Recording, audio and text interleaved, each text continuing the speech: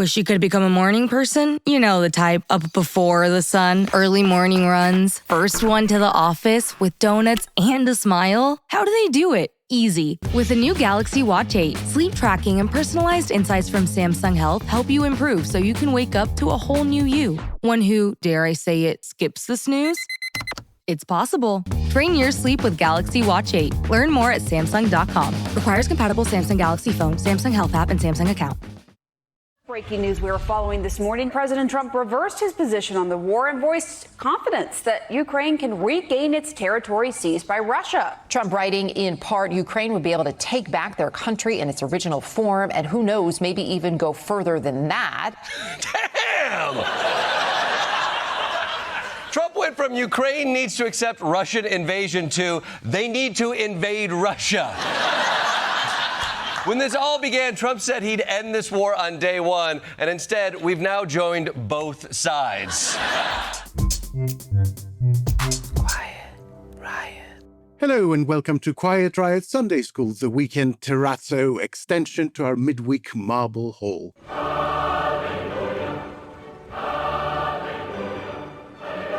I'm Alex. And I'm Kenny. Terrazzo extension. There's not many podcasts will open with a terrazzo extension, Alex. He was obsessed with it, wasn't he? Yeah, we are all walking on terrazzo. He really wanted that contract. How are you, Kenny? How's your week been? It's all right. It's been a busy week and it's going to be a cracking weekend. For those of you who aren't just political geeks, it's the Women's Rugby World Cup final today. Oh, yes, you love egg chasing, don't you? Well, you know, you say that, but I didn't follow women's rugby before this World Cup, so I don't know about that. What I do know is it's been a phenomenal bit of entertainment. I mean, genuinely wonderful to watch. And it's a cracking excuse for me to get down the pub at 4 o'clock on a Saturday afternoon as well. Yeah, I keep shouting, handball, ref. Well, I'm torn today because it's England versus Canada. Obviously, I live in England and I feel duty bound to go, come on, England. But I'm Scottish, so I feel duty bound to go, boo, England. But the people I'm going to the pub with, hello, Rich and Lisa, they did point out that the referee is Scottish. So I'm going to go there and presumably should be wearing black. I'll be cheering on the referee. That's how I roll. Oh, right. So it's the same one that refereed the last one, isn't it? She is. She's called Holly Davidson. She's made a little bit of history because she's the first woman to referee back-to-back Rugby World Cups. There's one bloke has done the same thing in the men's game. I'll be cheering for her anyway. What have you been up to? Have you been singing songs of rugby or... No, I haven't. I've been listening to songs of Verdi. I ended a very mad politics week with a little bit of Verdi opera. I went to the Royal Opera House to watch I Vespri Siciliani, or the Sicilian Vespers. It's an incredibly political opera, actually. It was sort of Verdi's call to arms for city-states to unite into one Italy. That was the Risorgimento, the big move to become a country. Did he get into bother over that? Well, he was sufficiently surreptitious about it. So I Vespri Siciliani, for instance, is about revolution in Sicily against the French centuries earlier. So he used different political situations to sort of pass his political messages on. He was never completely direct. And is there like a popular hit from it? Is there a tune that I would hum that I might recognise? Yes, I think Elena's Bolero is probably the most famous tune. And I'll tell you what, I'll drop a link in the show notes for people to go and listen to it. From rugby to operatic show notes, people, you don't get that spread anywhere else. No. Now, if you enjoy what we do, you should consider supporting what we do. Go to ko-fi.com/quietriotpod. It's only a few quid, but all those few quids, they add up and they allow us to hire space and pay guests. Supporters get access to our Discord channel, our live editorial meetings, Ask Us Anything sessions, and much more. Your generosity is passed on to those who can't afford to pay. It also keeps Kenny from becoming emotional about our bank statement.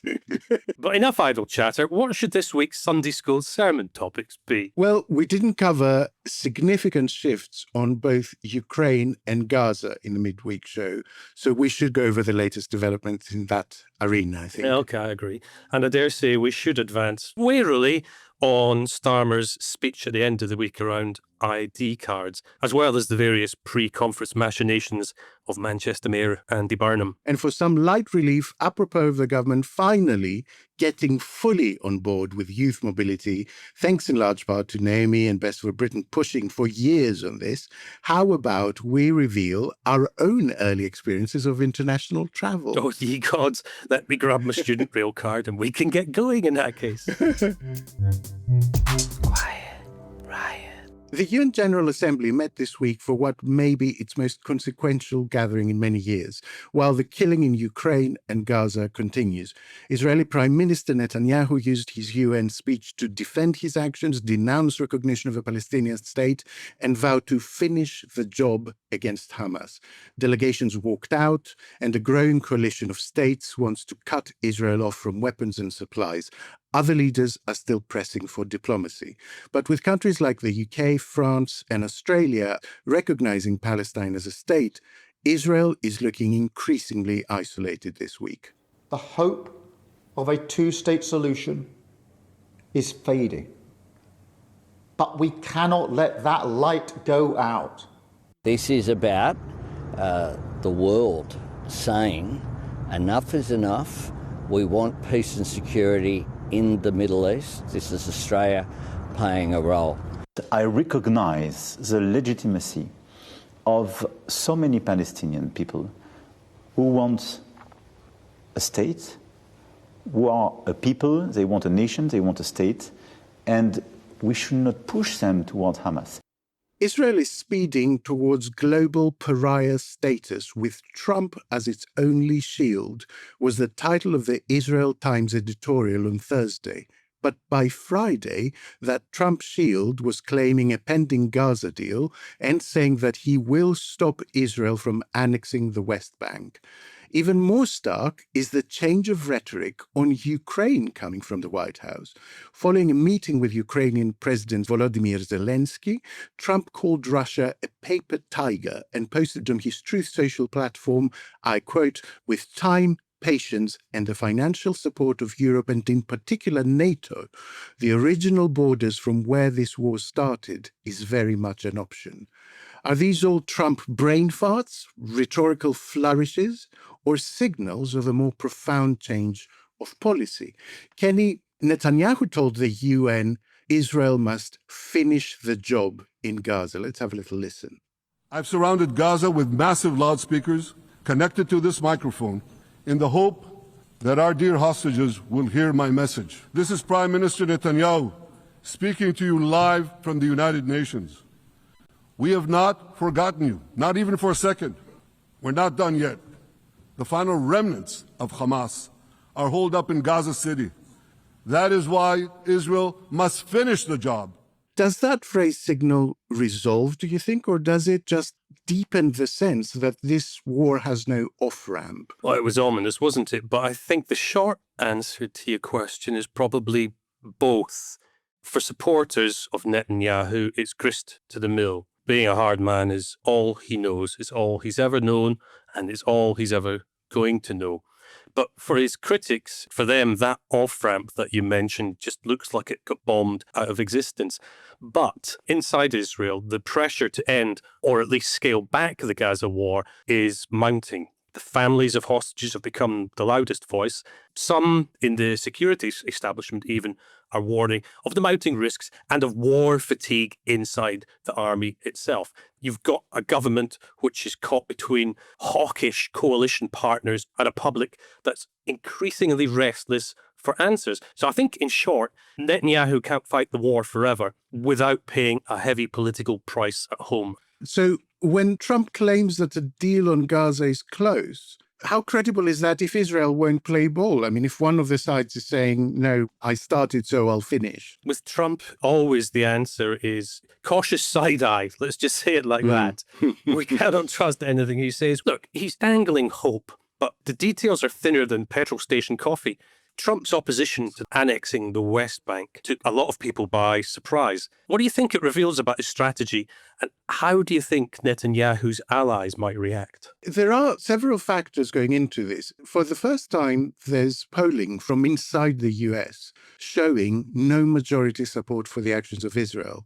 This is a big thing. I cannot emphasize enough how much of a big deal this is for the American public to be turning against support for Israel. It's usually fanatical and in large majority numbers. Might that translate into domestic pressure for Netanyahu? That's my question, because we know that his voter base reacts really well to tough action. But what if that comes at the cost of US support? Americanophilia among the right wing in Israel is just as strong as the dislike of Palestine. They expect their leaders to balance those two things. If Netanyahu risks losing support from the White House, there are right-wing elements both within his government, people looking to replace him among his own party, and also completely different right-wing candidates like Naftali Bennett, who will take advantage of this. It really does feel like this week was a big vibe shift, and we can't really dismiss that as a nothing, right? All those countries recognizing Palestine as a state. Everyone saying, oh, it's only symbolism, it means nothing in practice. Well, if it means nothing, then why is Netanyahu raging against it? If it means nothing, why did those powerful, two of them being permanent members of the Security Council in the UN, why hadn't they done it already? If it's a meaningless thing, why is there such a fuss about it? The truth is, it's not a meaningless thing. It is, first of all, a significant legal move, but also it signals a loss of patience from Western allies that have been in Israel's corner for many, many decades. And so I do think it's significant. I do think something has changed. The big question, I suppose, is whether measures like that would shift Israel's approach meaningfully, or whether they would harden it further. I suspect there's actually a very good chance that it's the latter. Israel doubles down under pressure. Netanyahu doubles down under pressure. If the coalition grows, an economic and military pinch could eventually force changes.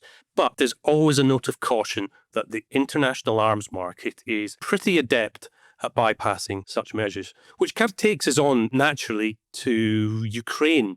Alex, on the Ukrainian front, do we think policy is shifting, or are we just seeing the usual rhetorical pendulum swing from Trump? My feeling at the start of the week was, yeah, we've heard it all before, and next week he'll be saying it's all Ukraine's fault and they should just give up to end the war.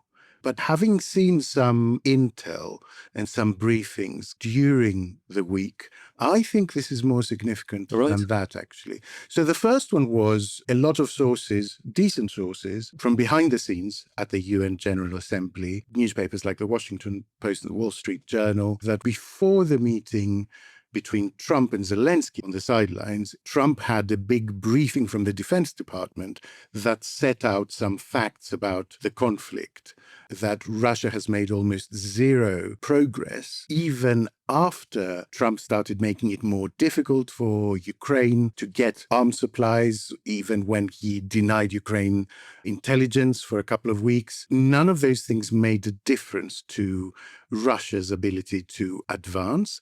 And he was also briefed, apparently, about a big military push that Ukraine is preparing for the coming couple of weeks. And I just wonder if that created an impression in his mind that Russia may not be the winner in this, that Russia may be losers. And if there's one thing that influences Trump, it is that he likes aligning himself with winners. He really doesn't like losers. And so if the briefing made him understand that Russia is under a lot of economic pressure, making no progress, and that with a little bit of help, actually Ukraine could push back, that I think could change his mind. And then I saw a second briefing on Friday in TWZ, the war zone, which is it's a hawkish outlet, but it is a reliable outlet on defense and intelligence matters. And they are saying there is talk of Tomahawk missiles being allowed to be sold to Ukraine. And there was also a very notable exchange in the press conference that Trump held with Zelensky. Let's have a little listen to it. Any questions? Mr. President, do you think that NATO countries should shoot down Russian aircraft if they enter their airspace? Yes, I do. That is quite a big, bold answer. At a time when we were all wondering, how far can NATO go with Trump's support? Will he get feet of clay and bail out on NATO at the point when we need him? His response seems to indicate, go for it. I don't want to be directly involved. I don't want to be paying for it, but, I am behind you. Shoot those planes down. That would have sent a big message to Moscow, I think.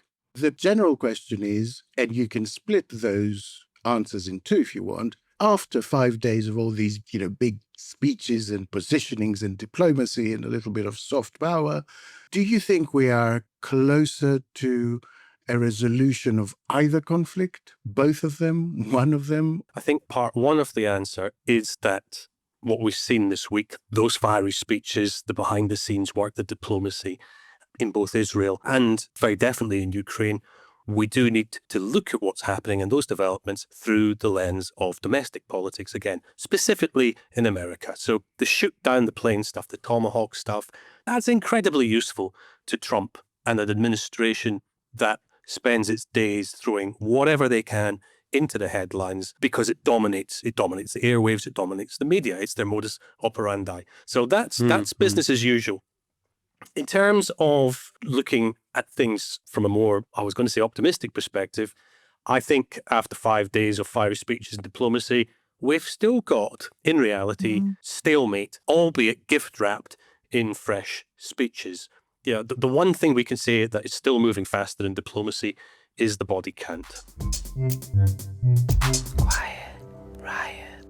Now, this episode is sponsored by Shopify. Why Shopify? Well, when we started Quiet Riot, there was so much we had to figure out on our own. Even though we'd both got plenty of experience appearing on podcasts, starting our own from scratch threw up a lot of challenges, from finding studios and designing logos to wrestling with contracts and dealing with platforms. And on a show like this, the to-do list, I can assure you, is never, ever done, and getting help is essential. Otherwise, the process of creating a show can drain the joy of putting out a podcast that we are so proud of. For some challenges, that means reaching out to friends who can point us in the right direction, hopefully with a smile and an encouraging pat on the back. But for others, you just need the right tool for a particular job. For millions of businesses, one of those tools is Shopify. Shopify is the commerce platform behind millions of businesses around the world, from household names like Mattel and Gymshark to brands like ours just getting started. As we're developing our thinking about Quiet Riot branded merchandise, Shopify was the first name that came to mind to manage the whole process for us. It's straightforward enough to get started with your own design studio. With hundreds of ready-to-use templates, Shopify can help you build a beautiful online store to match your brand's style. It can accelerate your content creation too. Shopify is packed with helpful tools that help you write product descriptions, page headlines, and even enhance your product photography. Plus, you can get the word out like you have a marketing team behind you. It's easy to create email and social media campaigns wherever your customers are scrolling or strolling. Best of all, Shopify is your commerce expert with world-class expertise in everything from managing inventory to international shipping to processing returns and more. If you're ready to sell, you're ready for Shopify. So turn your big business idea into with Shopify on your side.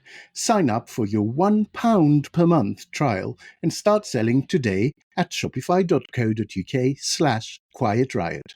Go to shopify.co.uk/quietriot. That's shopify.co.uk/quietriot. Quiet Riot.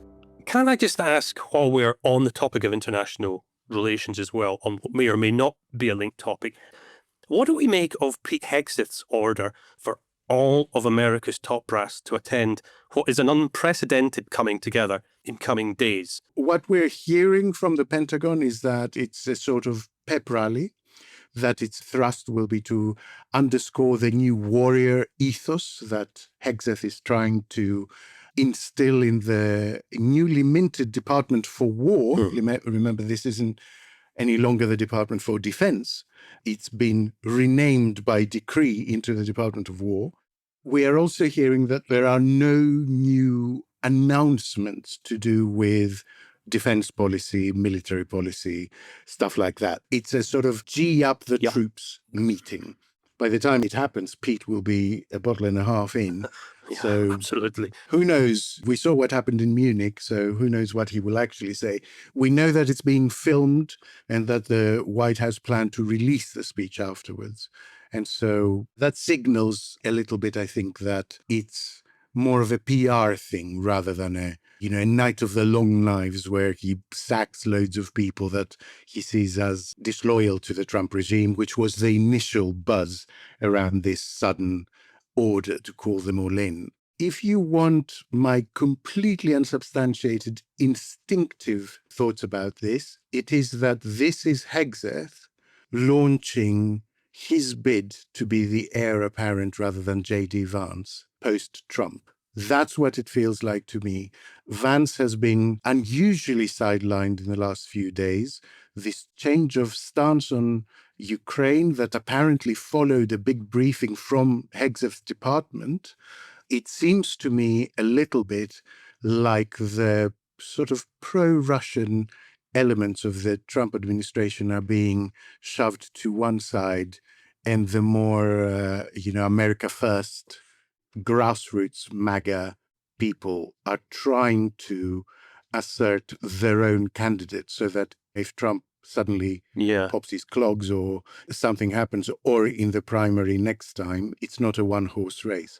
That seems to me to be the subtext. It's internal GOP stuff rather than external. Quiet, riot. Liverpool is a city famous for its two cathedrals, its two football teams, and for the next few days, perhaps, two men tiptoeing around the idea that one might replace the other as Labour leader.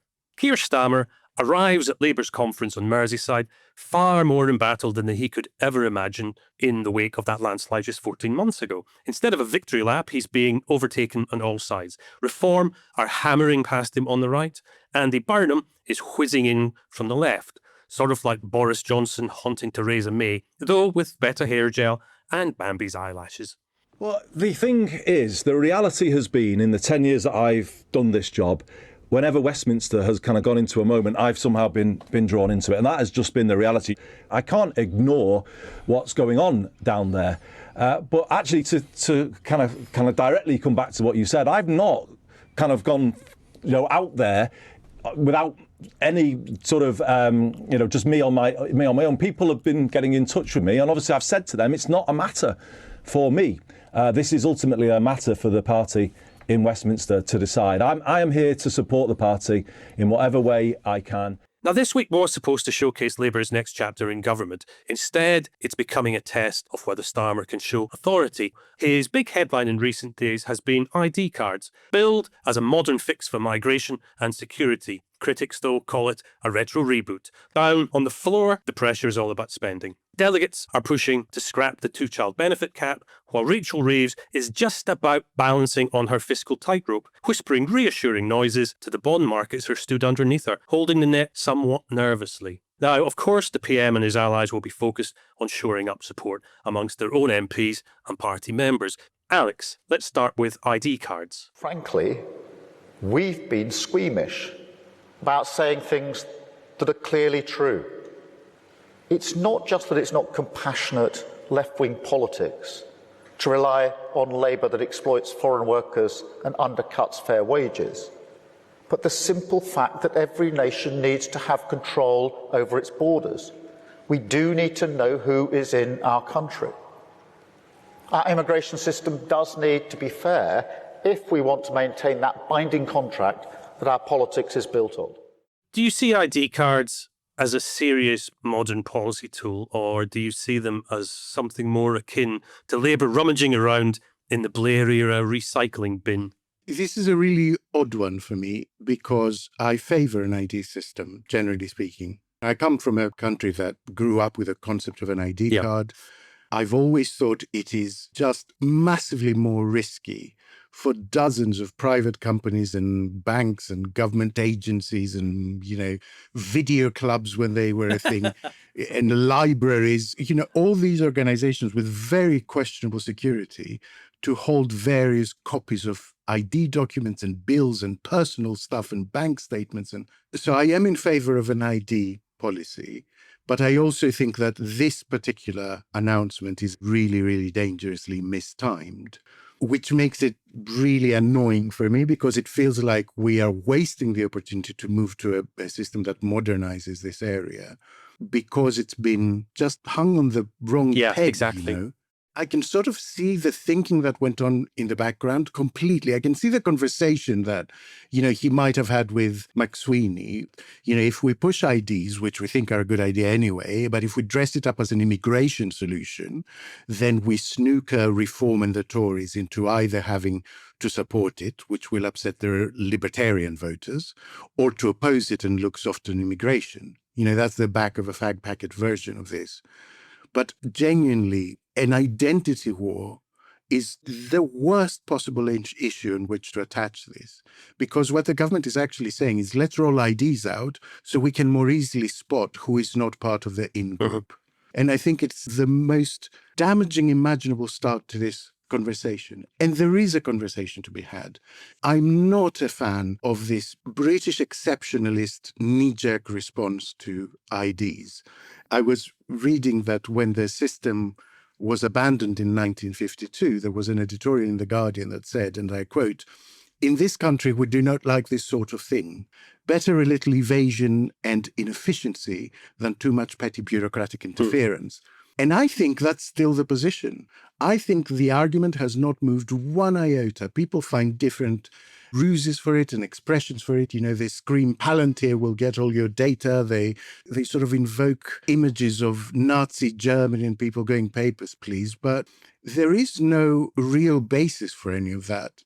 Britain is the outlier in this. Plenty of countries have managed to have a system of ID cards without necessarily, and as an inevitable consequence, descending into a fascist state. This is what really made me shake my head. In fact, there were two things that really made me shake my head in frustration with Starmer's announcement this week. The first part was what you've just said. What a snafu it represents from a communications perspective. I'm a communications person. That's my job. So I watch these things through a professional lens, a vaguely professional lens, some might say.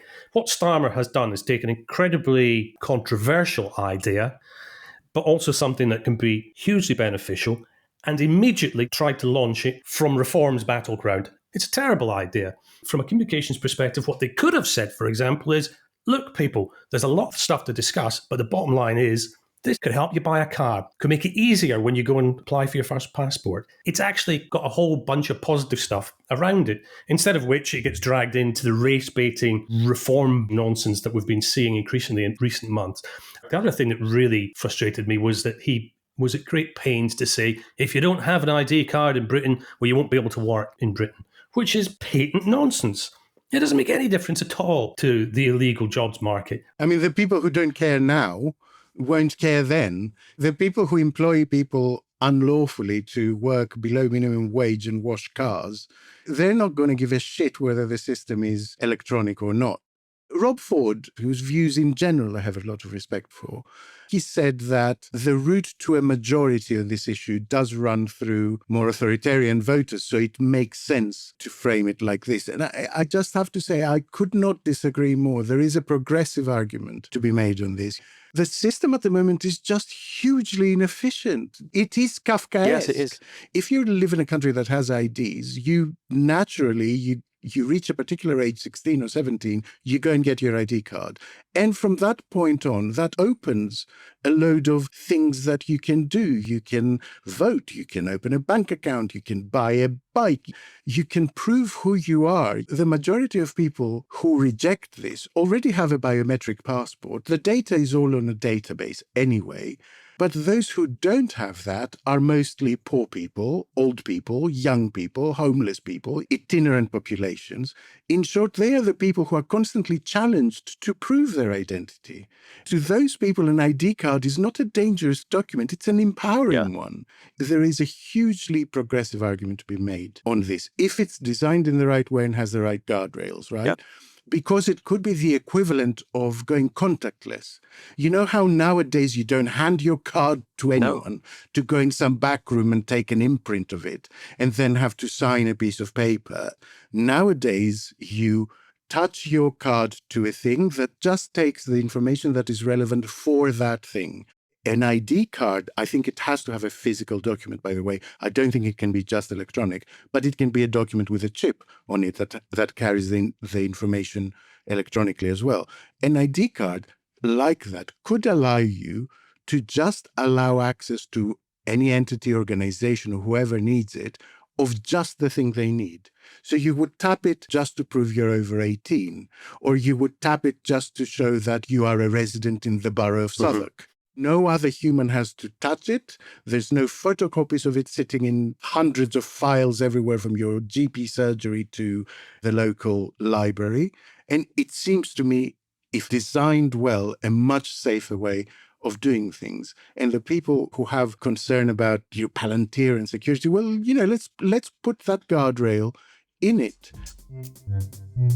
Quiet riot.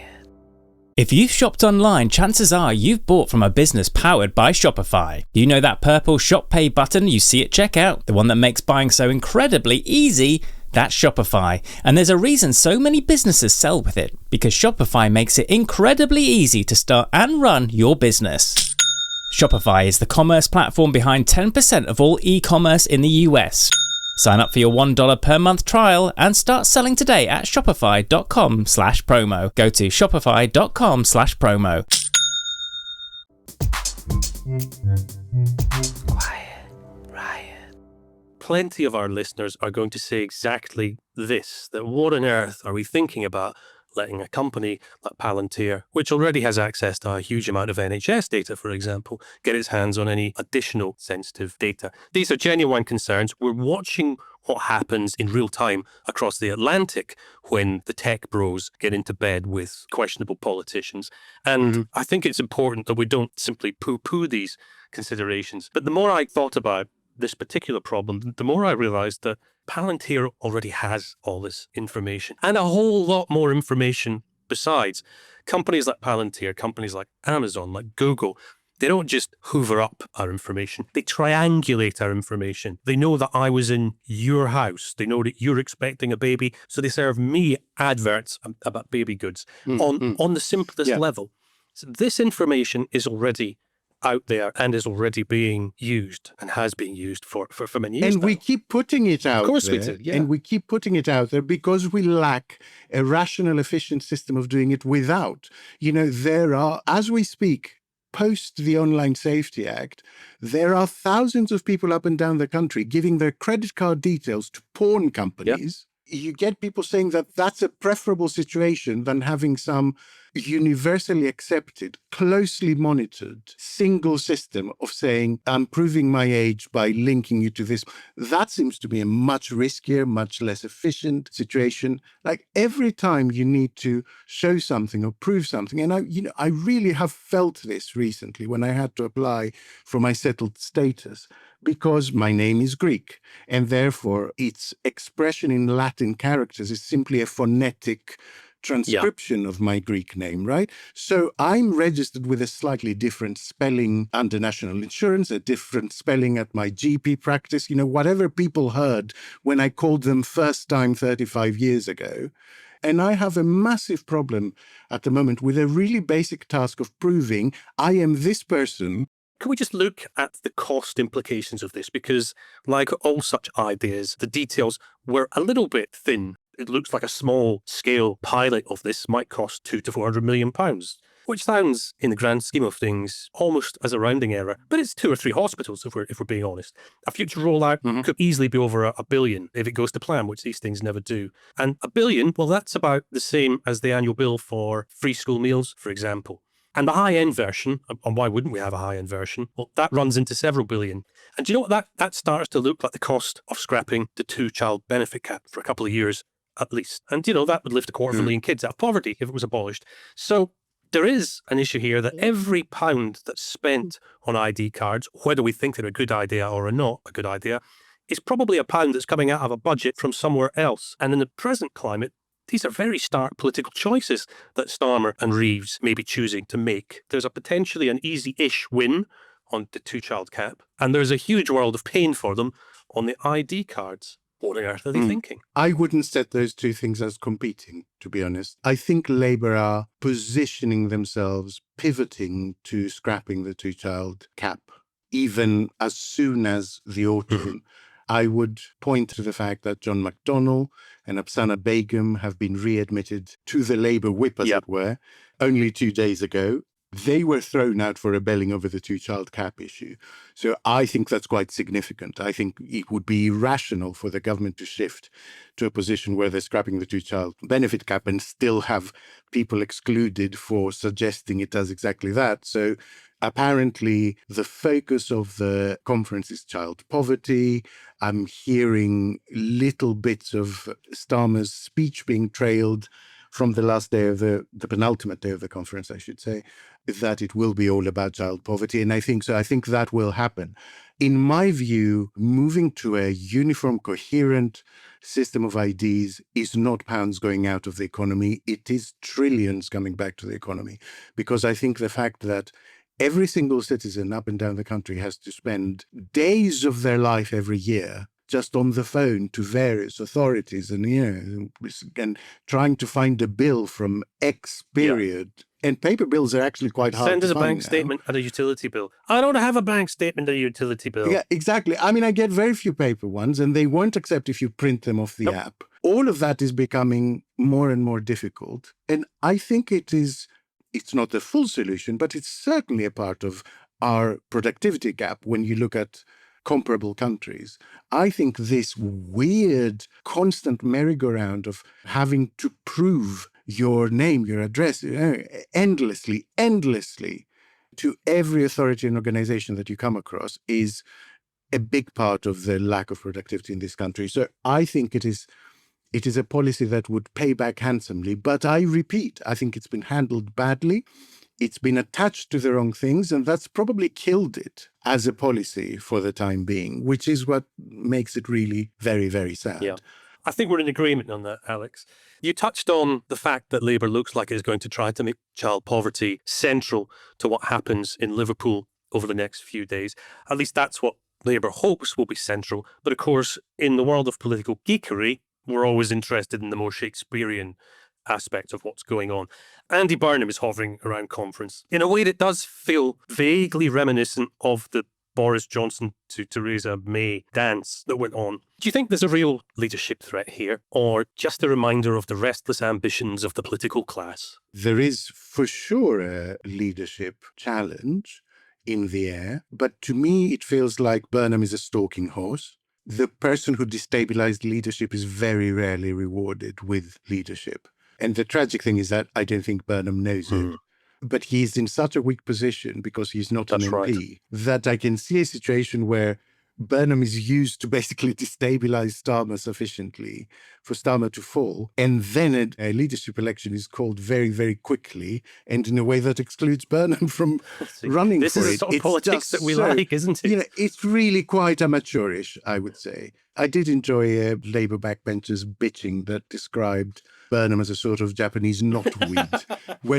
Whenever there's the slightest crack in the wall, Andy Burnham appears and starts to promote himself. I like Andy Burnham. I think he's a talented politician. I think he's been terrific as Manchester mayor. But I don't think he's the answer to the Starmer problem, because I don't think there is an answer to the Starmer problem. I think the Starmer problem has to do with a lot of stuff that's quite systemic, to do with factional politics. It's to do with left-leaning voters never giving a left-leaning government enough time or space to do stuff, expecting completely instant results. I think it's to do with purity tests that are failed very, very easily. I think it's to do with a lack of ideology running through the Starmer project and the Labour Party in general. That means it's become quite wobbly and jellified. I think it's to do with a very, very hostile media that just hates having a Labour government. I mean, that much is clear. Mm-hmm. And so I don't think any of that is solved by someone like Andy Burnham, because what you want is essentially someone that has such strength and light of personality that they can completely flatten those obstacles. And I don't think that person is Andy Burnham. No. But I am a fan of his. Quiet riot. To wrap this up, how important are party conferences actually these days? You know, are they places where policy direction is set, or are they places where actually policy direction is imposed from the leadership onto unwilling party members, as it were? Or are they just a meaningless sort of internal talking shop? Oh, a little bit of all. I mean, there's a recipe in there that you could pull together. I mean, they're mostly theatre. There's no doubt about that. They've become very Americanized, of course. But the symbolism that we see does matter. You know, it's easy to be disdainful about these things, but symbolism is important, at least attempting to control the narrative, which is not something Labour have shown any ability to do. You know, the ability to show discipline and to rally your base. I think that party conferences are less where policy is made than where it's framed. It's important for those of us who move in political circles, but for the rest of the world, not so much. Quiet riot. Mint is still $15 a month for premium wireless. And if you haven't made the switch yet, here are 15 reasons why you should. 1, it's $15 a month. 2, seriously, it's $15 a month. 3, no big contracts. 4, I use it. 5, my mom uses it. Are you playing me off? That's what's happening, right? Okay, give it a try at mintmobile.com/switch. Upfront payment of $45 for 3-month plan, $15 per month equivalent required. New customer offer first 3 months only. Then full price plan options available. Taxes and fees extra. See mintmobile.com. Quiet riot. Hallelujah! Finally, some genuinely good political news to celebrate after Rachel Reeves told The Times she's pushing for an ambitious youth exchange scheme with the EU. The youth visas would be time-limited, of course, with those aged 18 to 30 allowed to stay for 2 years or up to 2 years and given no right to remain, although the Chancellor was a little bit hazier on numbers, etc. It's a huge deal for young people, and it's something that Naomi and her team at Best for Britain have been pushing really hard for. So well done to them. They've really stuck on this issue, really from the day after the Brexit referendum until it's become adopted as government policy. And well done to allies in the world of politics like Sadiq Khan, who have never stopped pointing out the benefits of this kind of cultural exchange.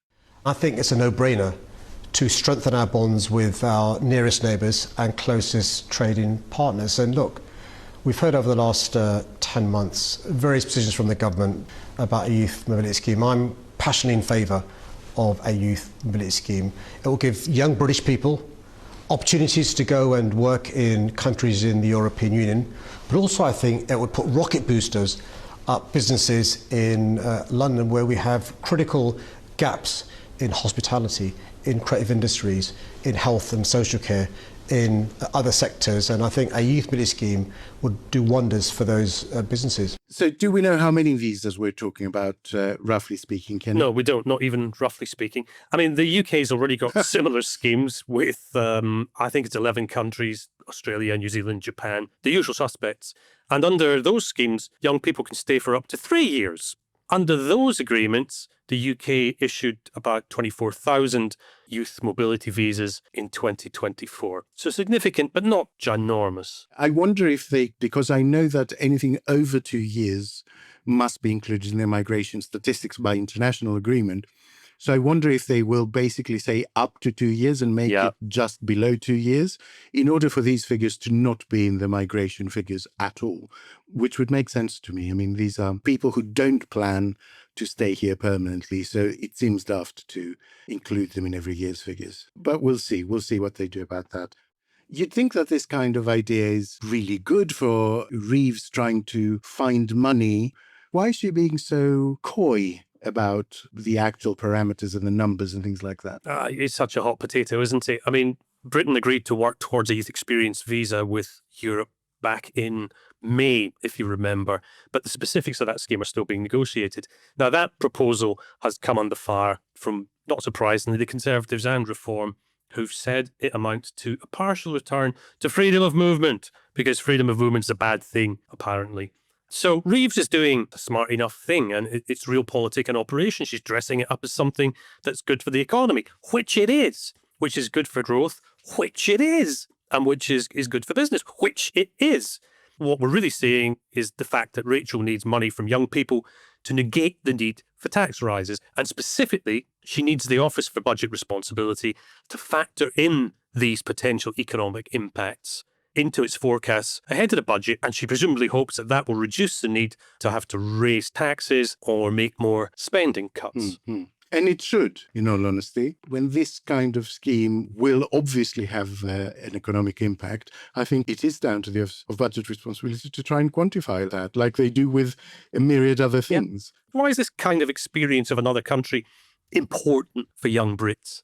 I honestly think it's perspective shifting. I really do see a difference between people who have existed within one relatively small community their whole lives, people who have traveled widely, I guess, within a particular country, and then people who have traveled internationally, especially if they have spent a period of time, like a year or 2 years, living and working in a different country. Yep. It really does change young people, and in an entirely positive way, and they come back armed with fresh ideas, with fresh perspectives, with seeing how things are done in other places. And I mean, isn't that what we actually want? Yep.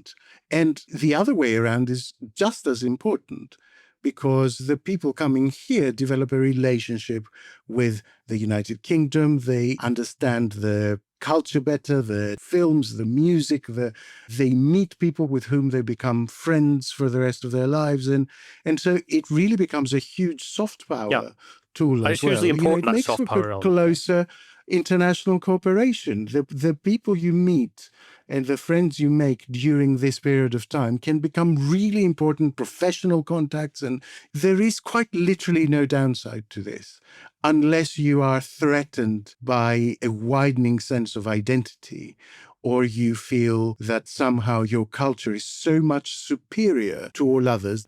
It's all upside. Now it's over to Marjorie, who's been finding out what's available holiday-wise for those of us who aren't going abroad this summer. Hello, Marjorie. What's available holiday-wise for those of us who aren't going abroad this summer? Hello, Joan. Well, believe it or not, but not every holidaymaker will be flying off to Marbella or Alicante with a suitcase full of velour leisure shorts singing Eviva España. So a lot of people will be looking for a reasonably priced package in this country. That's right, Joan. OK, so I don't have very much money, I'm single, I can't afford to go abroad, I don't make friends easily, what can I do? Look, we had all this out in the wine bar. When was your first trip abroad? What do you remember? Well, actually, my first trip doesn't really count because I spent 2 days on a bus from the Highlands to Paris to see the Eiffel Tower. And when we got to Paris, we couldn't go to the top of the Eiffel Tower because our teacher was scared of heights.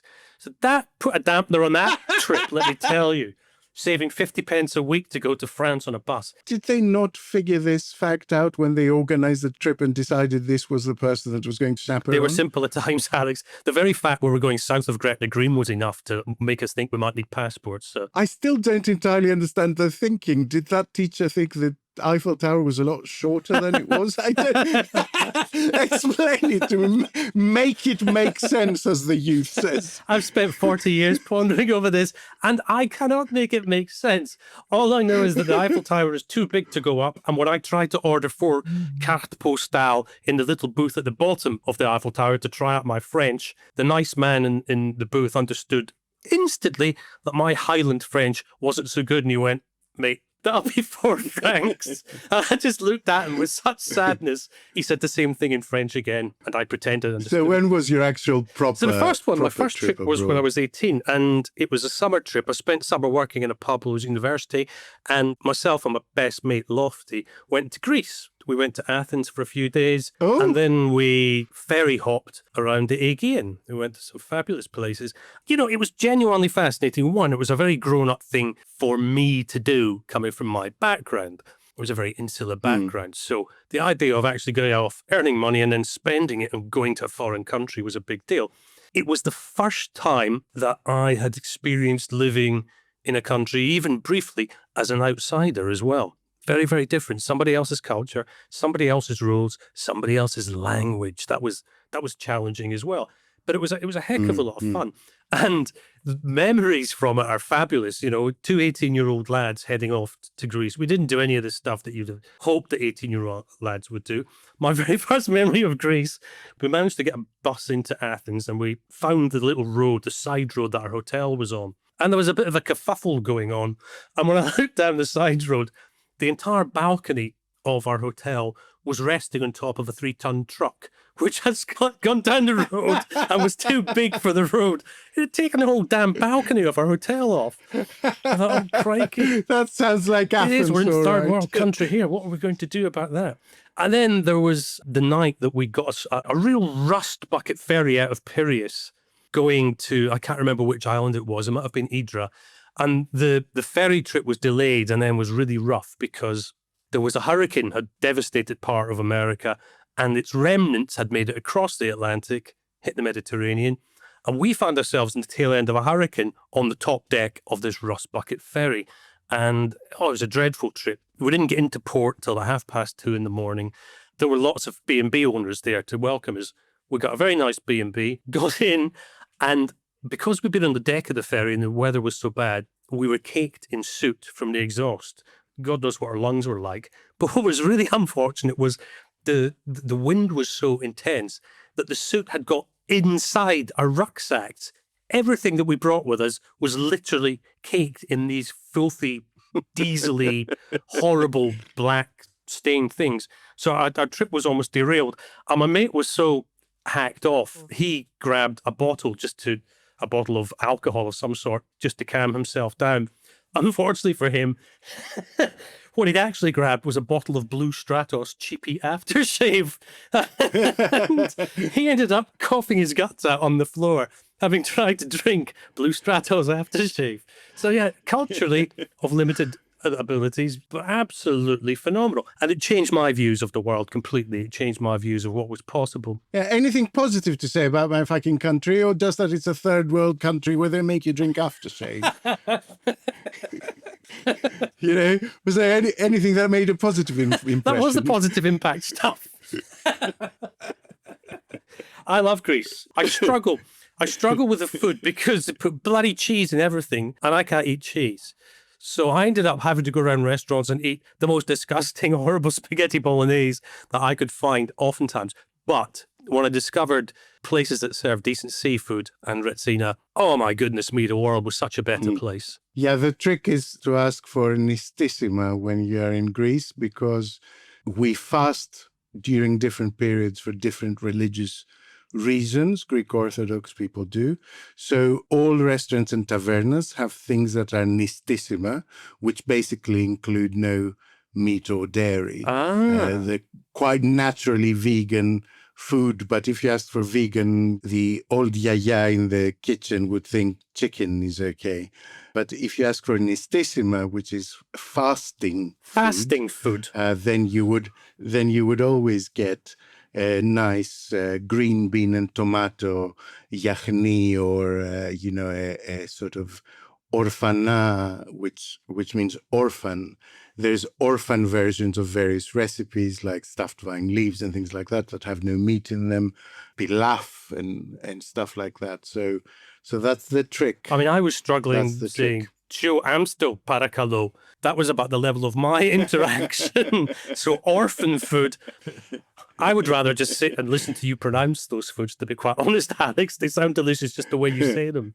I would rather sit and listen to you pronounce them. Okay, cheap dig at the Scottish person. What about your first experiences abroad then, Alex? The first one I can properly remember, I think I was about 8, maybe 9, a big driving holiday around Italy. Everyone in Greece pretty much at the time, and still to an extent, works in the hospitality industry or in adjacent industry. So people don't really take their holidays in the summer. And so if you've got kids in school, Easter is when you're getting ready to open whatever business you're running. Summer is out of the question. We all worked during the summer. Everyone, if you're tall enough to collect glasses, you're working. Right. And so the only real holiday that we ever had was around the Christmas, New Year's break. And it became a bit of a tradition to get on the ferry to either southern or northern Italy and then go on a driving holiday, once to Italy, once around France, once around Switzerland, Germany. And the first one I remember is that trip to Italy where I just could not believe what I was seeing, the Colosseum, and we went to Pompeii. It was just an extraordinary experience for an 8-year-old. And I remember that I started reviewing all the hotels and the restaurants that we went to. I did little potted reviews. Right. Certain things like whether they had toothpicks at the table would weigh heavily on the star system. And a dessert trolley was just about the most magnificent thing I've ever seen in my life. I just could not believe. I remember as if it were yesterday, the first time a dessert trolley arrived. That trip and the ones that followed meant that when I got to, 14, 15 and started thinking about the future and maybe what I want to study, where I want to go to university, it was never something that was limited to Greece. It was always a question of what country do I want to go to study? It had been ingrained in me that the world doesn't stop where the island stops. It doesn't stop where the country stops. It doesn't stop anywhere, actually. Well, that's a point. There's something that really struck me when I was in Athens, right at the beginning of the trip. When I was younger, I was a voracious reader, as were you, I'm sure. We didn't have the internet to distract us back then. But I remember being at the Acropolis, looking at the Acropolis, and I realized that a lot of the books that I'd read were coming to life in front of my eyes.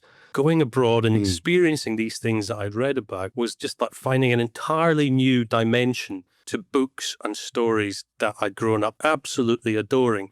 That was a quite remarkable experience.